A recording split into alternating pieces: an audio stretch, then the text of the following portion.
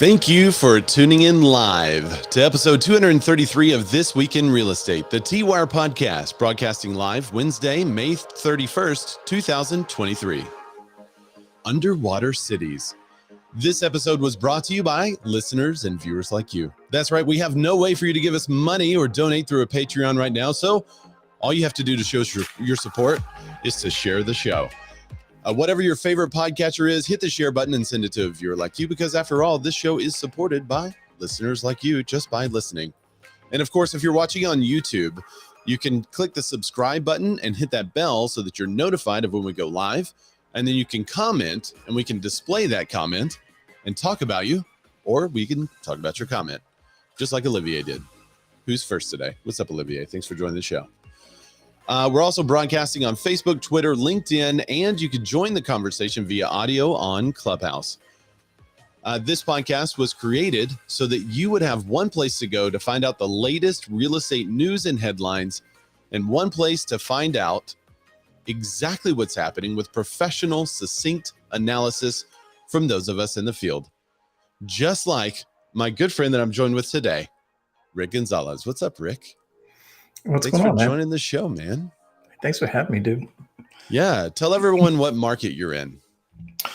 So I am in what we call Lower Alabama, but really it's the Northwest Florida Panhandle. Well, because when I say Florida, they think Florida like Orlando, Miami, Yeah. you know, and they never think that I'm up here. Just like your emails to me today were like, oh, it's 1 o'clock your time. No, we're Central Time. Oh, are you Central Time? I just assumed you were not, because you're lots of assumptions about my market. That's really interesting. Okay, so I had no idea that part of Florida was not Central Time. That's news to me. So is that in your area or close to it? I'm not sure. What was that? Oh, it looks like one of us froze. Yep, you froze. Now it says we're having, as soon as we go live, we suddenly have connection issues. Just a second, it's trying to reconnect. All right, it looks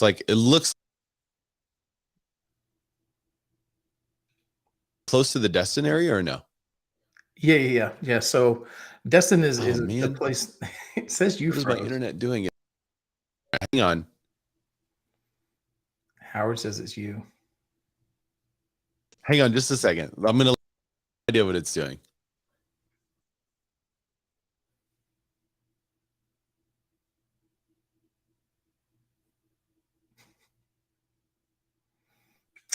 Yeah. I don't know if I can carry the whole show for Ray.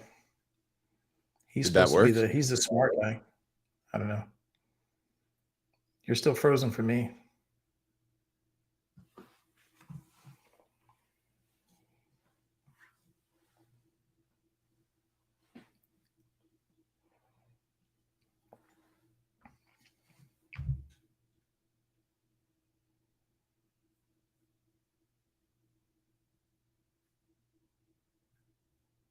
Did we lose Ray altogether?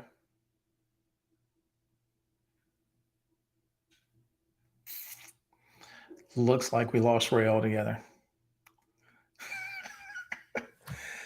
Welcome to my show. I've always wanted to have my own podcast, so now I guess I get the chance to do it.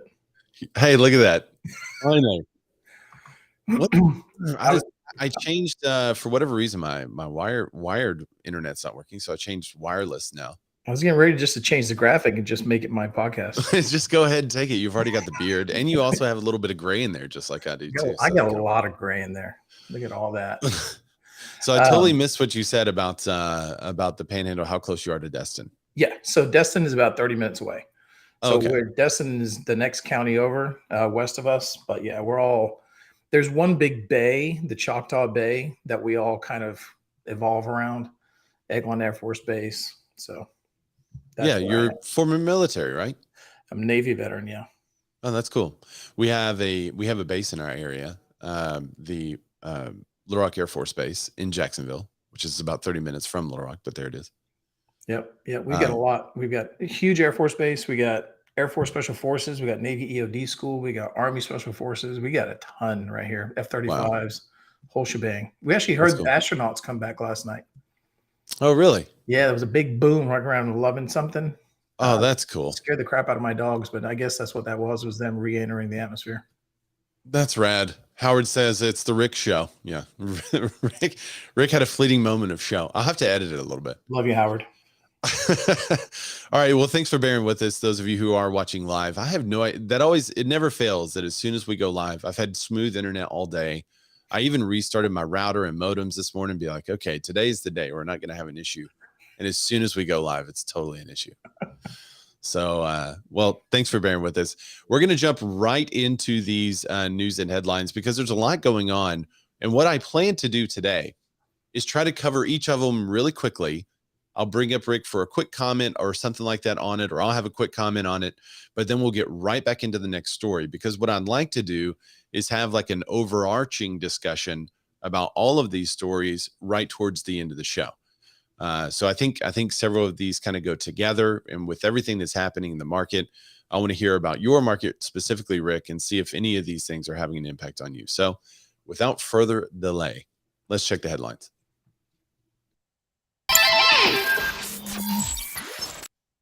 Mortgage rates skyrocket. The housing market takes the heat. So this came out today, but in a stark turn of events, mortgage rates surged last week, fueled by robust economic data that sparked apprehension about the Federal Reserve's unwillingness to lower interest rates in the near future. Consequently, mortgage demand plummeted, hitting their lowest point since late February. According to the Mortgage Bankers Association, the average contract interest rate for a 30-year fixed-rate mortgage climbed from 6.69% to 6.91%. Simultaneously, the associated points jumped from 0.66 to 0.83, which also included origination fee for loans with a 20% down payment. Some daily measures even reported rates exceeding 7%. In a response to the rising rates, applications to refinance a home, usually rate sensitive, dwindled by 7%, which is to be expected. Applications to purchase a home decreased by 3% for the week and stood at 31% lower than the equivalent week a year ago. Michael Frantantoni, he's the chief economist for the Mortgage Bankers Association, attributed the decline in both purchase and refinance loan applications to the surge in rates, obviously. A perfect storm of escalating home prices, soaring mortgage rates, and a dire shortage of inventory continues. Potential home buyers are grappling with the increased affordability issues. So, Rick, are you seeing a retreat in this last week? Were home buyers not coming to the market in your market, or are they still buying? Yeah, we're in such a unique market because of all the military. And as you and I know, they don't have a choice if they move or not. So we're definitely seeing, the struggle with the affordability because of the rates. We are seeing a shortage, but for me in my county, we're one of the fastest growing counties in the state of Florida. So there's a ton of new construction going in. So the biggest issue we're seeing right now is the timing, finding houses that are ready for them. But yeah, we so many people coming into the market through military PCS that they don't really have a choice. You could say it's a flood of buyers, right? Every season. The reason why I'm saying that is a tribute to our thumbnail today, in which we show a city partially submerged. I'll show you the photo in just a second. But it looks like a flood of buyers is what's creating the perfect storm, making it far less affordable for the average buyer. And yet people still have to move. In your area, it's military. In many areas around the country, it's people that have jobs, or maybe they're outgrowing where they currently are and they need more space, or they're trying to downsize, or they're getting a divorce. So there's all kinds of reasons why people have to move. And that demand, the baseline demand, is still not met by construction. But there's a couple of markets around the country with some especially high prices. And this comes in the face of other parts of the country who are decreasing in prices. So let's talk about Miami.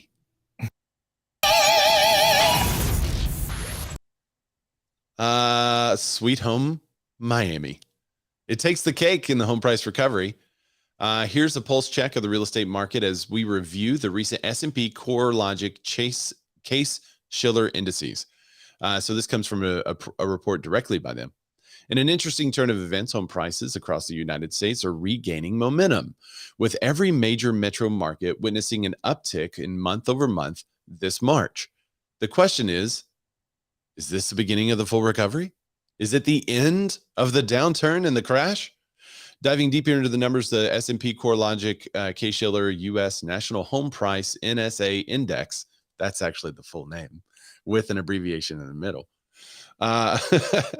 It reports a marginal 0.7% year-over-year increase in March, while both the 10-city and 20-city composites are slightly contracted. Now let's sprinkle in some geographical flavor into this market analysis and spotlight Miami, Tampa, and Charlotte, recording stellar year-on-year growth in March, with Miami stealing the limelight at a whopping 7.7% increase. This is a stark contrast to some other markets around the country. 20 cities surveyed, 19 posted lower prices year over year, ending in March, with Chicago being the lone exception, showing a 0.4% increase. On a month-over-month basis, just before adjusting for seasonal factors, the U.S. National Index reported a 1.3% increase in March. It's important to acknowledge no, I can't talk either. It's important to acknowledge the geographical disparities. Why can't I? It's like I'm having a stroke all of a sudden. Geographical disparities. Those two words combined were throwing me for a loop. So it's important to acknowledge those geographical disparities around the country. And I think what we said last week was all real estate is now more local than ever. Mm-hmm. And you're seeing a booming market in places around the country or not. Some major metros are emptying out, it seems, but those are met by other parts of the country that are increasing in value. Yeah. We have two distinct markets here where I am. We have the military, and then we have the second home and investment buyers that are buying the big $1 million condos and houses on the beach. So I know everyone says that their market is unique, but it really is. And we're not seeing it. The only dip we saw was, I think, the people that were coming out of what I call the unicorn market that had just paced themselves way ahead of the market, and then it turned. So the public saw the prices coming down, but the values weren't coming down. They were just coming more in line with what the true value was. And now we're still seeing monthly increases on new construction, $5,000 and $10,000 a month. So yeah, the market's still strong here. Yeah, we were calling those aspirational sales prices, where we'd have a seller would be like, "Hey, my buddy down the street sold his for $50,000 over market value, so I'm going to list my property $50,000 over what he sold it for, and we're going to get that market value." And I think what they quickly found out was that his price is wrong. There. Wrong, Bob. That's right. Yeah, I mean that kind of echoes what we're seeing. Are you seeing a lot of people moving into your market, or are they moving out of your market? What would you say? Yeah, moving in, even from our neighboring county where Destin is. But that's actually where more people. I did that. Was it Where the Money Walks? Yeah, and there's more people moving from the county next door than anywhere else. But yeah, because we were such a small. There was nothing here. And so everything is new. And so, for the same price point, you can move one county over and get a brand new house. Whereas everything next door to us is, 70s and 80s. That's pretty much exactly echoing a recent Redfin report. So let's jump into that one.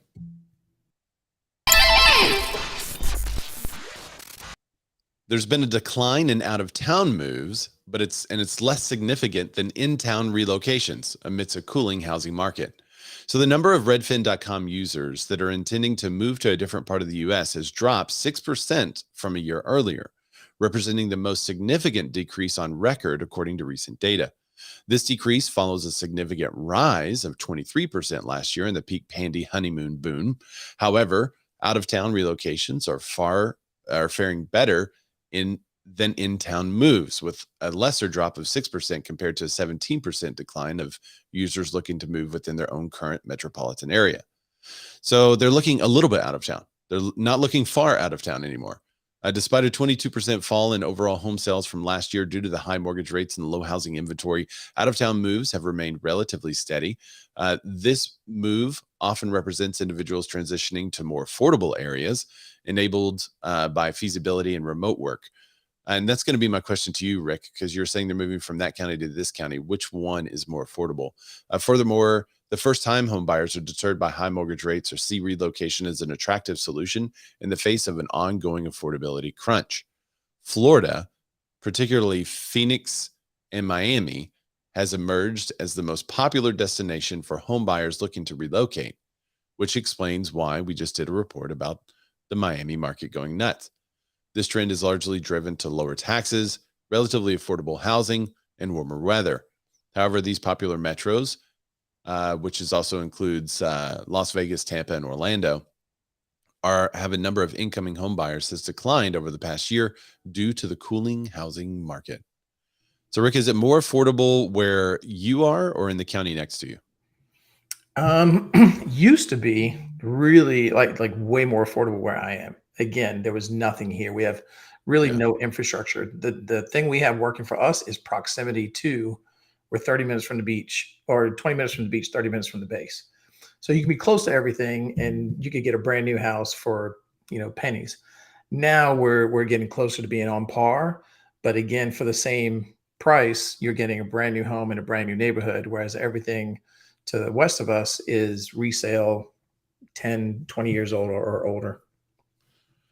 That's interesting. I mean, it's definitely way more affordable in our market than surrounding markets. So we are, for years, I used to joke that we were a great exporter of talent. We'd have somebody here that we train them up, they're really good, and then we'd send them off to LA, somewhere on the West Coast. And that would be the last of that. And I used to collect people to give referrals out to because that was the main thing I would do in my referral business. I was the sender of people, and in the last 2.5 years, it's totally changed, and we're getting such an influx of people that are moving here. And a big reason, there's always the political reason, but a big reason is finances. They can sell a house on the West Coast, and for part of that equity, live in a castle here. Yeah. And then they're debt free because they use the rest of the equity to pay off everything.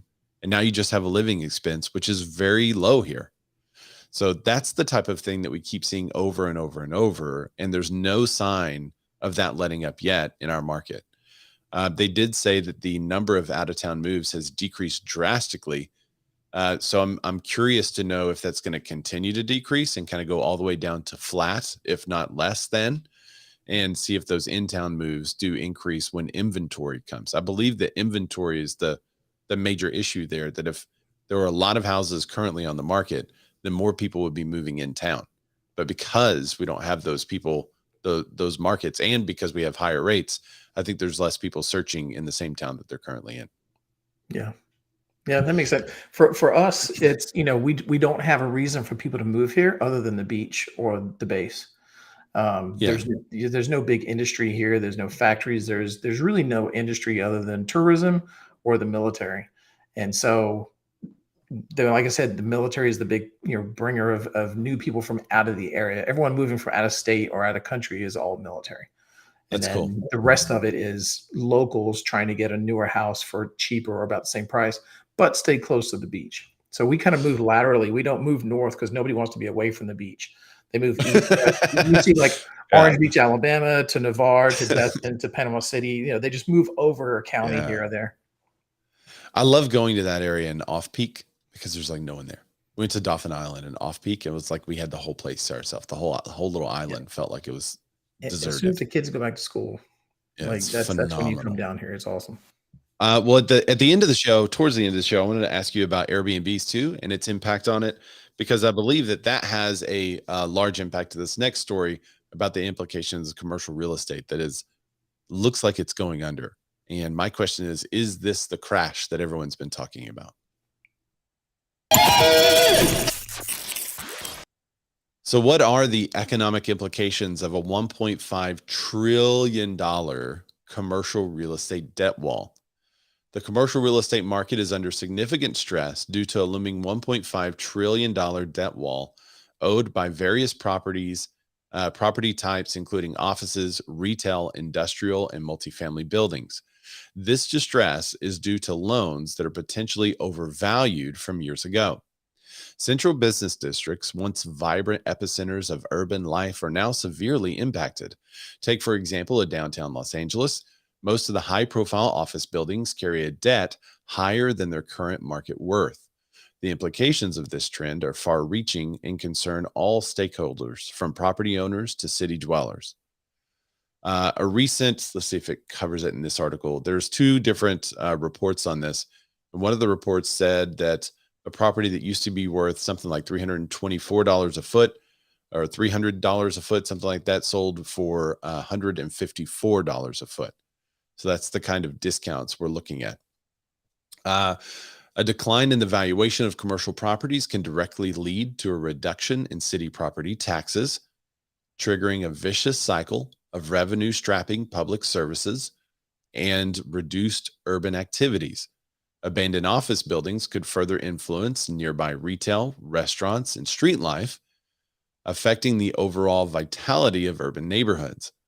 Lastly, extensive loan defaults could induce financial instability within the regional banks, particularly leading to a broader financial crisis.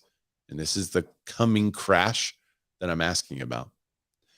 Nonetheless, this changing scenario doesn't necessarily forecast overall economic disaster. While the default rate for commercial property owners is indeed increasing, it remains significantly low, below the peak experienced during the financial crisis of 2008 and 9. Moreover, most commercial real estate, such as suburban offices, medical offices, malls, warehouses, data centers, and multifamily buildings, remain viable despite individual challenges posed by rising rates. The strain on commercial real estate sector can be attributed to three factors: high leverage in property investments, increased borrowing costs due to rising rates, and uncertain demand for downtown office space in a post-pandy world. And we don't say the P word because we might get silenced, so we have to say post-pandy, but you guys know what I'm saying. The uncertainty is compounded by a reduction in corporate handouts and changes in work patterns influenced by the pandy. So there have been some significant changes since COVID. And those significant changes are that not everyone is invited to work back into the office anymore.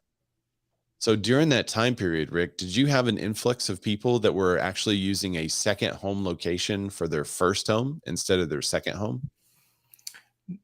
Not really using a second home as their first home, but choosing to live here. A lot of people that I sold homes to in my neighborhood, again, we were 20 minutes from the beach.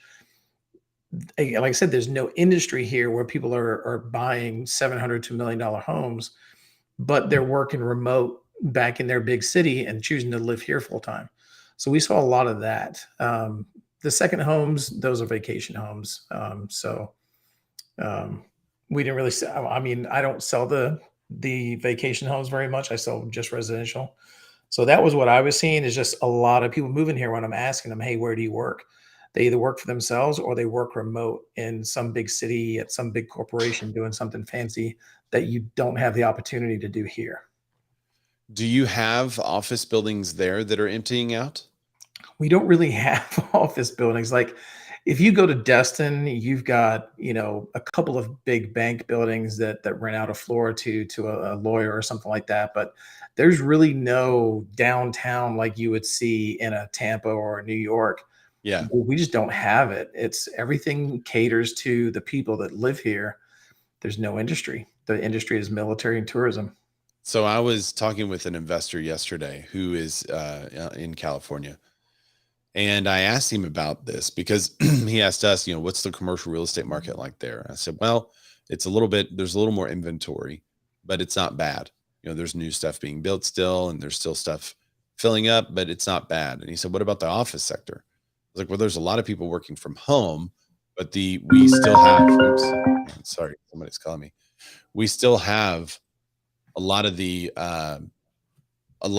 office space that's available is filling up, and people are using it as office space, even though these are work from home environments. Mm-hmm. And I'm wondering if some companies are getting satellite locations. We've thought about getting a real small satellite type location for a studio, and then just to have some shared workspace, create some shared workspace environments, because I really feel like that's kind of where the the office sector has to go to survive. But in these major metros, what he was saying is that it is like a ghost town. You could walk around and what was once a bustling city is no longer. And these little shops and mom and pop restaurants and things like that that were put in those places because people were frequently there are struggling now because people aren't there. So one, I guess, effect of this is it's going to send people outside of the major metros and start to populate those other areas with industry, with restaurants, with the mom and pop shops, which is going to be like a decentralization of people. And that's an interesting concept to think about the long-term impacts. But you still have all these office buildings. And the big question is, what do you do with them? So before I moved back home to the Panhandle, I lived in Jacksonville for a number of years, and I remember there was a time. Don't ask what year it was, but there was a time when a good portion of downtown Jacksonville was like a ghost town. I mean, there was not a lot of action going on down there, and then they started to make more residential, start turning some of the buildings into apartments, and start to get more people living down there full time. And that seemed to be a big turning point in kind of like revitalizing the downtown area, because then you've got more people not only working there but now living there, and it started to get way more vibrant. Because we used to go down there just to hit the bar at night or go see a Jags game, and outside of that, like, you weren't going downtown. And now it seems like there's a lot going on downtown.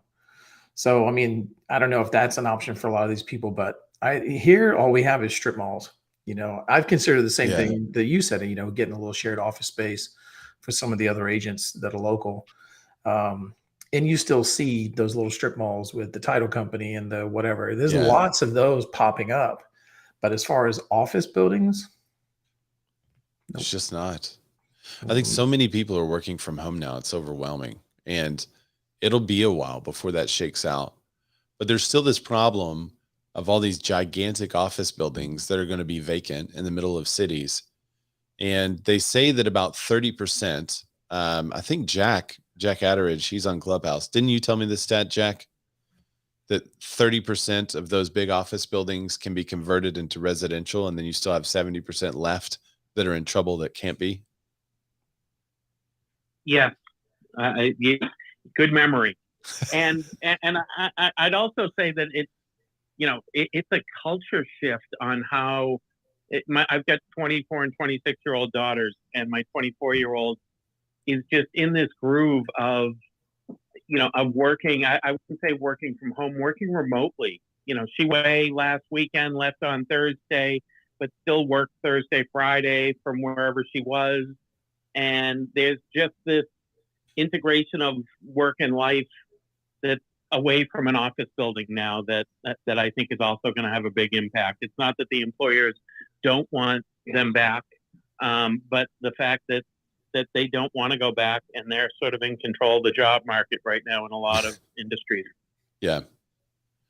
Yeah, that's it. It's just a totally different world with a new generation that's going to be growing up learning to go to school at home. They're going to graduate college. Some will go to college. A lot of them will just take classes because they're used to taking classes. And then they'll go from there to working from home or working from wherever they want. So it's going to be, I think for years, people have been kind of dreaming of the mobile society, being able to work and also live your life. And we may be approaching that, and we're all in the middle of it as, the old farts who still think you should go into an office space and talk to people around a water cooler, when most people are just going to start a private chat on whatever app they're on. It's so funny. Clubhouse is only there's a lot more than 2 people here. It says 42 on the app, but on the web version, it says 2 people. So sure there is. Go find the Clubhouse room and join all the folks. But yeah, that's going to be an interesting. I'm curious to see how that shakes out, because the more people grow up in this environment where you're able to be productive from home, I think there's going to be a lot of businesses that just never have people returning to work unless there's something sensitive or some kind of, like, I'm trying to think of a main reason. Manufacturing. right? You got to go to the factory to make the thing until the robot starts making the thing, and then you can monitor the robot from home. So yes, I mean, stockbrokers, law firms. Wait, why does the stockbroker have to go in? Well, because I don't know, because they do, and that's where they make timely trades, I guess. But you can't. They have a fiber connection to the market and make those trades from wherever they are. Yeah, but I think those businesses have more leverage over their employees, that they're able to keep brokerage houses open.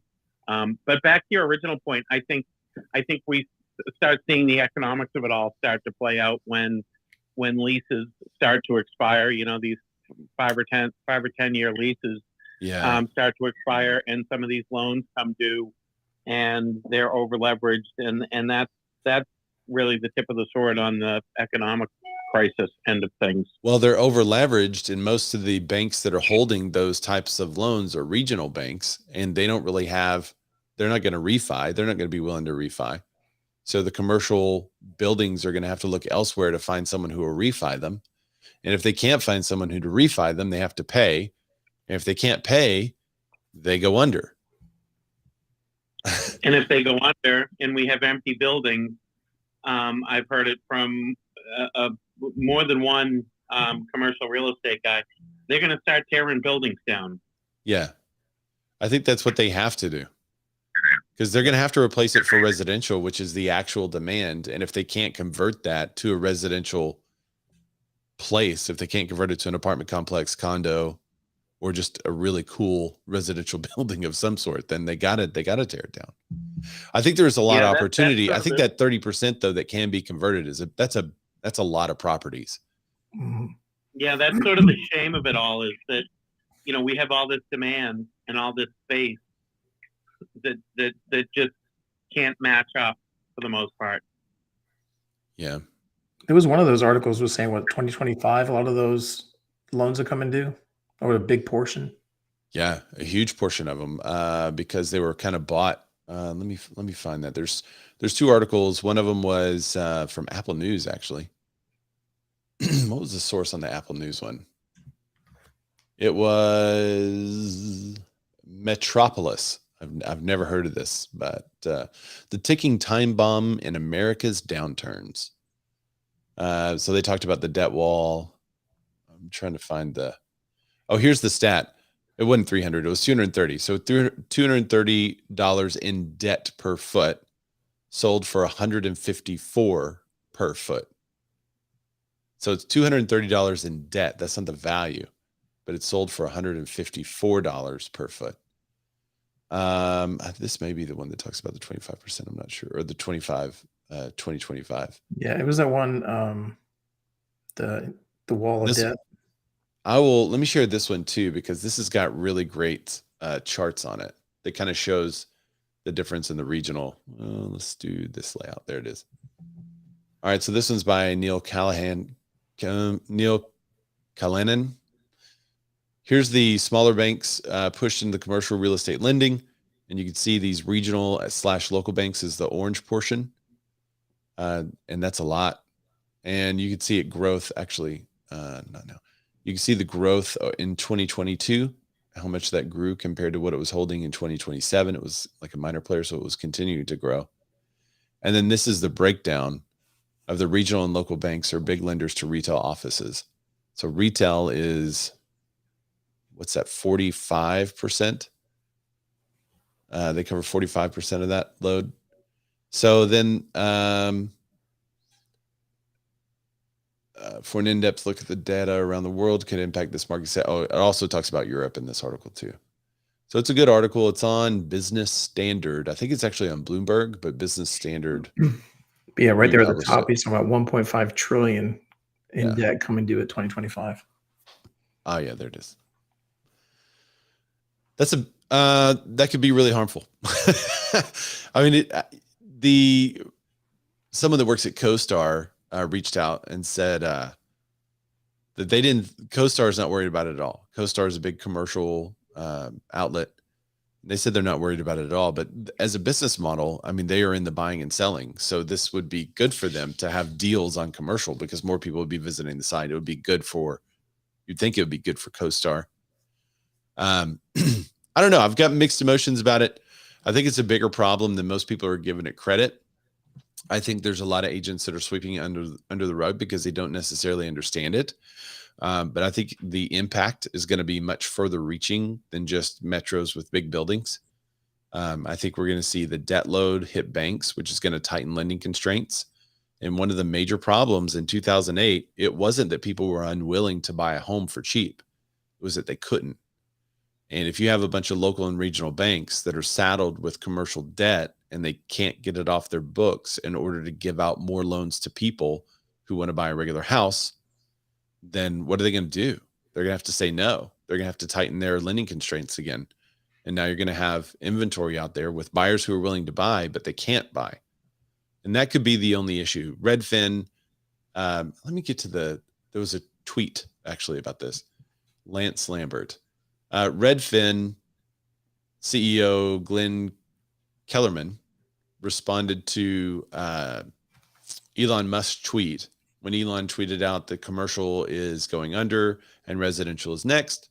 Glenn said, well, maybe, but inventory is the major issue with residential. There's not enough inventory. If there was enough inventory, then maybe, but we're still not even close on it.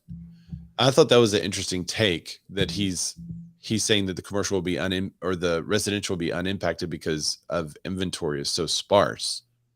But I don't know if that would, I'm unsure if that would be the right application of this data. He's a data nerd though. I'm going to share my screen and see this. All right.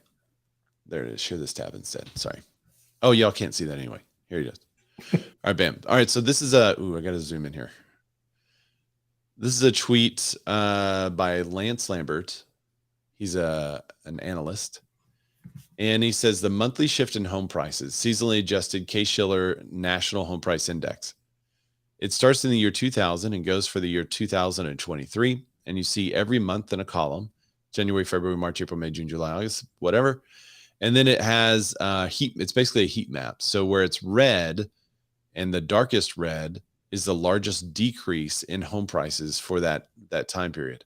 Where it is blue and deep blue are the largest increases in the National Home Price Index.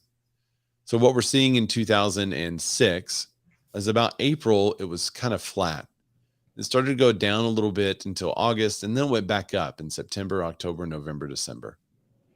January of 2007 did the same. Then it went flat, and then it started to go down in March of 2007. Now, what's funny about this chart is I got my license in January of 07, right here at this at this juncture.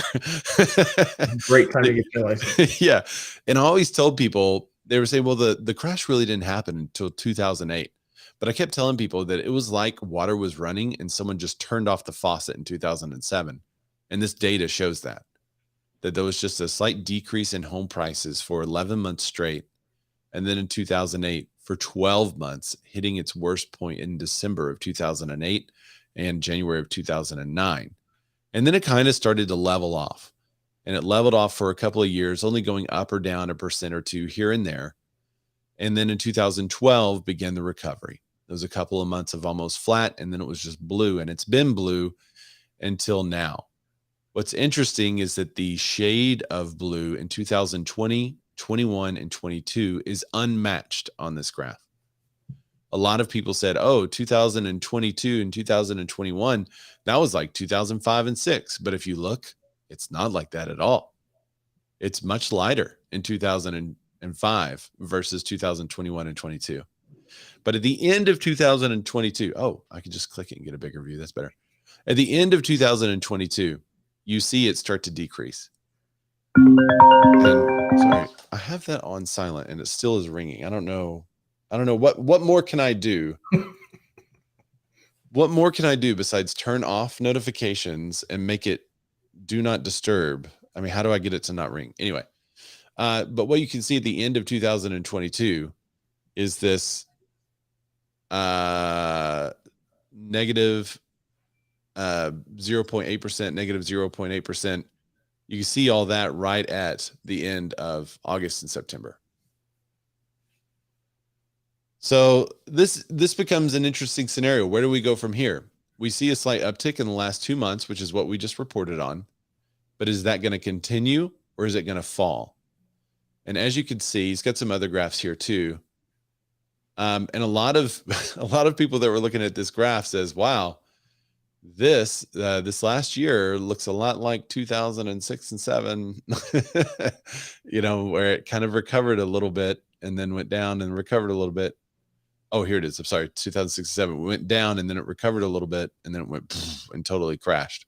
So are we going to have another couple of months of recovery and a complete crash? Or do you think we're going to be sustained in this, Rick? Well, here in my market, look into your crystal ball, Rick. Tell me all the things. I think, and what I'm telling people is that in my county, especially, I think we're somewhat insulated from some of that because we're so small and so young, and there is such a demand here to be close to that beach. If you guys haven't been to our beaches, they're gorgeous. And we're already starting to see the builders adjust, right? They're building smaller homes, more affordable homes. So the inventory is coming in a price point that people are able to afford right now. And there's a lot of that coming. So I would say that through my cloudy crystal ball, I don't see what I would call a crash happening here in the next 24 months. No crash in 24 months. In my market. Safely put in Rick's market. If you're in Ray's market, you may be completely doomed. No, here it's pretty balanced actually. Yeah. What's up, Olivier? Thanks for joining us, man. Hopefully your listing appointment went well. If there's anybody else listening from my market, just keep your opinion to yourself. So no crash in Rick's market. No, I think a healthy adjustment might be okay. I would like to see the prices get a little bit more realistic. I bought my house in 2016 for $250, and now my house is selling for over $600. Oh, interesting. So, I don't want it to lose all of its value, but I would like other people to be able to afford to live here too. Yeah. There's one more major. Actually, well, there's two articles, but there's one more major article I definitely want to cover that has a lot to do with going underwater.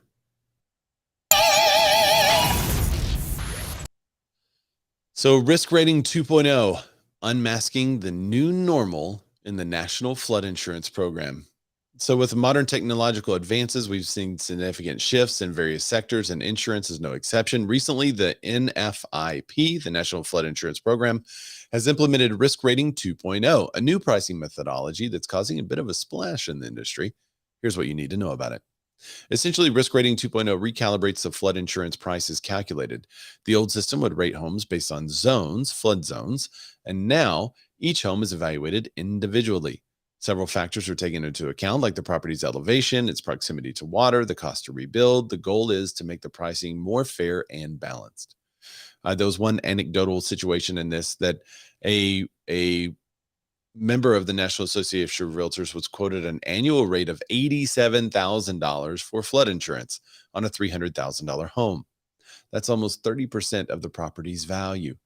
When questioned, neither FEMA nor the independent arbitraries could justify the exorbitant rate. Under Risk 2.0, however, the rate for the same property has been capped at a maximum of $12,125 per year, bringing the flood insurance cost of that $300,000 home to just $1,247. So this is an interesting way to do it. They're no longer using historic data alone. This is a situation in which they're also taking into account the future risk of flood based on climate change data. This is actually from an executive order that required these national federal programs to take into account climate change with some of their policies. So this transformation began on May 1st. It has been smooth sailing. There hasn't been any kind of reported delays or anything.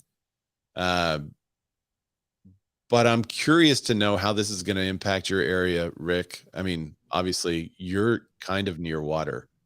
So this one might, the empty commercial buildings may not be a big deal, but is this going to be helpful or harmful for you? For me personally, help. I actually just talked to my insurance broker earlier this week, and my flood insurance quote went down.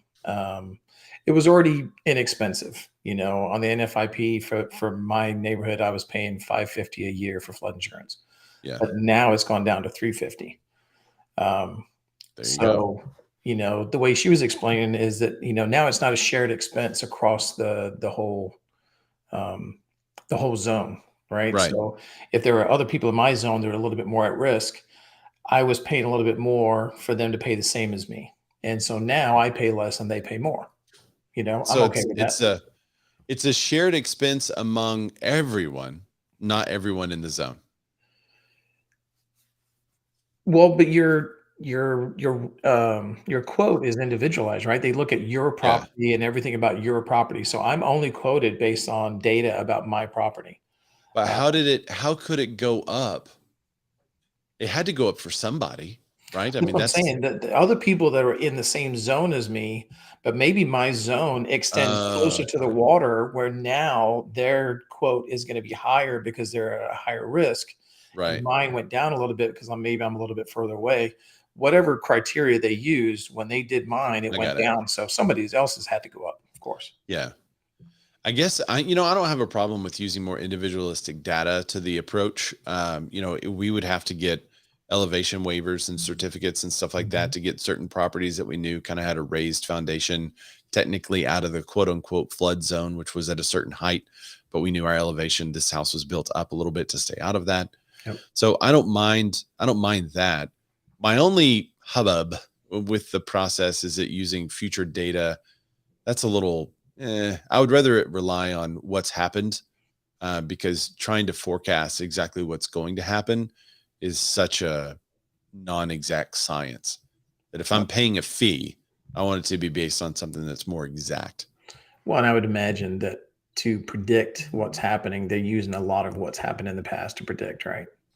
Hopefully that plays a huge role I in mean, it, hopefully they're but not just asking ChatGPT what they should charge us. I don't think they're asking ChatGPT, but I think they are asking, the consensus science. That's where it gets like,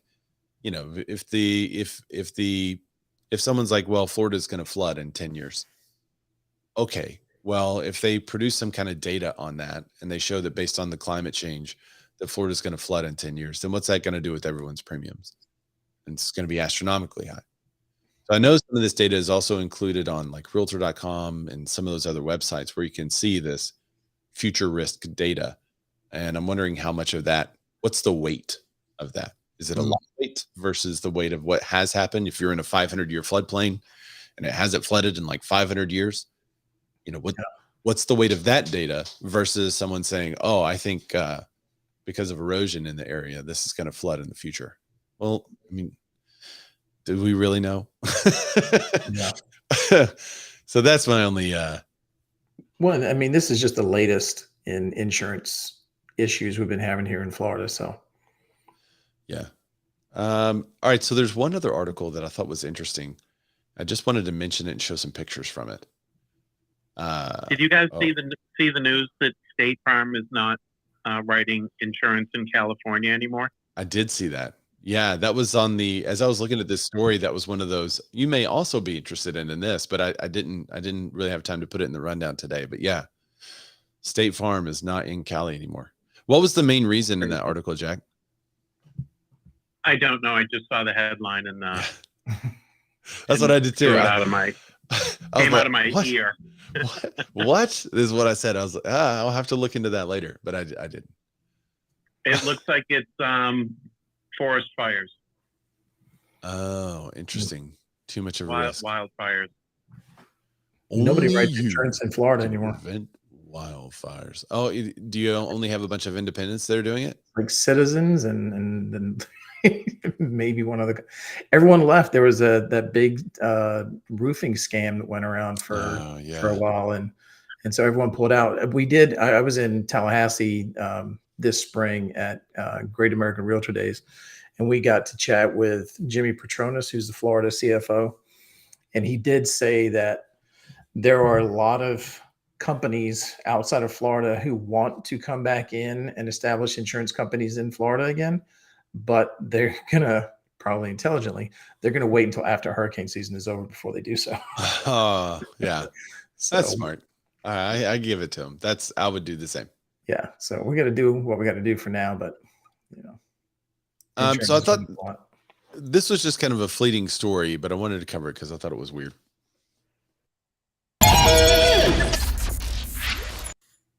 The National Park Service is offering historic Cape Cod dune shacks for lease, frustrating long-term occupants. What? I'm going to show you pictures of this in a second. The National Park Service is offering proposals from prospective lessees for 8 historic dune shacks in Cape Cod's national seashore.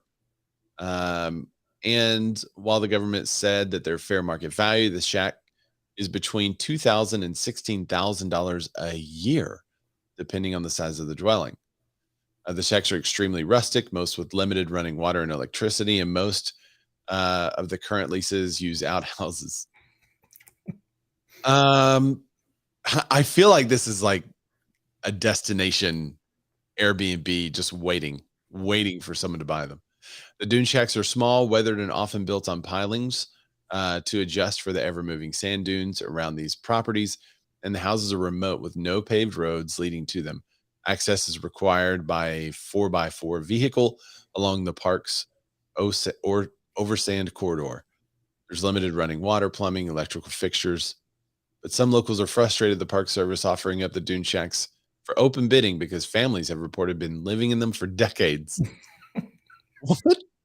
This story just keeps going.